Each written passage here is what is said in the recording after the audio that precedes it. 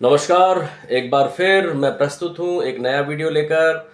और आज मैं वीडियो में बात करूँगा शनि ग्रह के राशि परिवर्तन की। हम और आप सब जानते हैं कि 29 मार्च को शनिदेव अपनी राशि बदल रहे हैं। शनिदेव के अलावा सभी ग्रह भी एक नियमित अंतराल के बाद अपनी अपनी राशियों को बदलते रहते हैं। शनिदेव एक राशि में 2.5 वर्ष तक रहते हैं और अब वो 29 मार्च को कुंभ राशि को छोड़ के मीन राशि में आ जाएंगे। तो निश्चित रूप से जब भी शनि देव अपनी राशि का परिवर्तन करते हैं तो हम पर, आप पर, देश पर, समाज पर, व्यक्ति पर, सभी राशियों के व्यक्तियों पर कोई ना कोई प्रभाव जरूर पड़ता है। ये प्रभाव सकारात्मक भी हो सकता है और ये प्रभाव नकारात्मक भी हो सकता है। तो शनि का राशि परिवर्तन बहुत महत्वपूर्ण होता है। अब जैसे ही शनि मीन राशि में आए हैं तो मेष राशि वालों के लिए शनि की 7.5 शुरू हो गई है। एक ऐसा शब्द 7.5 को पनौती भी कहते हैं। पनौती माने बुरी चीज, अपशगुनी चीज, अशुभ चीज, प्रॉब्लम क्रिएटर जिसे बोलते हैं। तो शनि की 7.5 जो है मेष राशि पे शुरू हो चुकी है। मीन राशि पे शनि की 7.5 चल रही है और कुंभ राशि पर भी शनि की 7.5 चल रही है।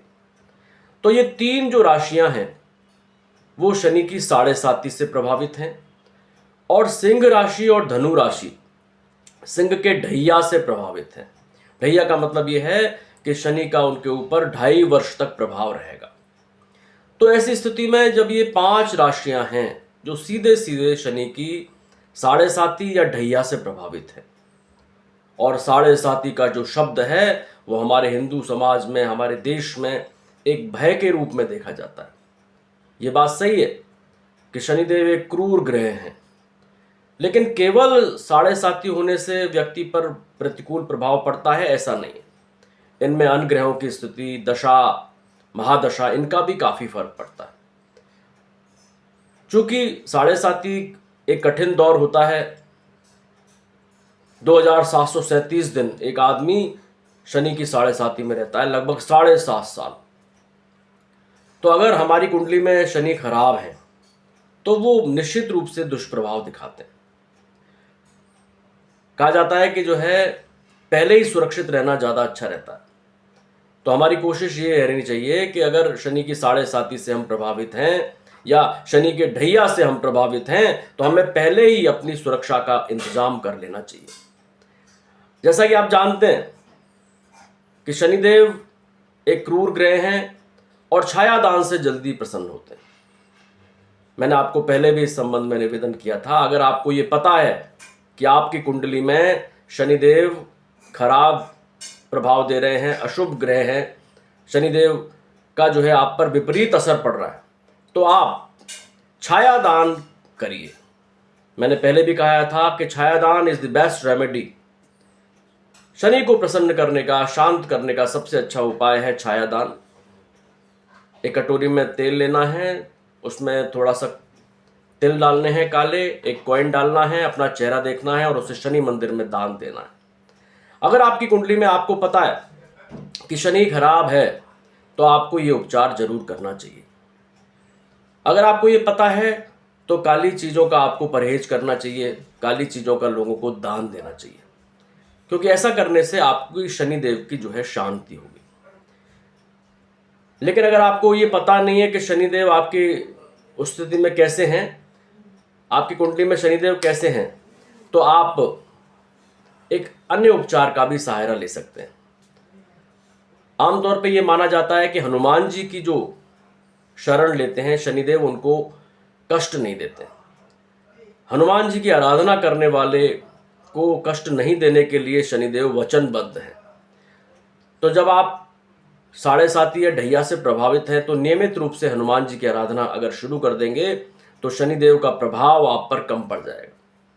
मंगलवार और शनिवार को हनुमान जी के मंदिर जाएं और वहाँ चोला चढ़ाएंगे तो शनिदेव के दुष्प्रभाव आपको नहीं लगेंगे, ऐसा ये तय है। तो अगर आपको ये पता है कि शनिदेव खराब हैं तो छायादान करिए। नहीं पता है तो हनुमान जी की शरण लीजिए, भगवान भोलेनाथ पर जल चढ़ाइए, भगवान भोलेनाथ का पूजा अर्चन कीजिए, इससे आपको शांति मिलेगी। और अगर आपके आसपास शनिदेव का मंदिर है तो वहां दर्शन करने के लिए जाइए। लौकिक रूप से यह माना जाता है कि शनिदेव के मंदिर में जब दर्शन करने जाते हैं तो शनिदेव के पैरों का दर्शन करना चाहिए, क्योंकि अगर आपके ऊपर 7.5 या ढैया लगी हुई है तो जब हम पैरों में देखते हैं, ऐसा माना जाता है, तो शनिदेव दूर जाते हैं। और अगर हम मूर्ति से आई कांटेक्ट करते हैं तो फिर शनि का प्रभाव हमारे शरीर पर बढ़ता है, ऐसा लौकिक मान्यता है। तो इसका भी हमें ध्यान रखना है।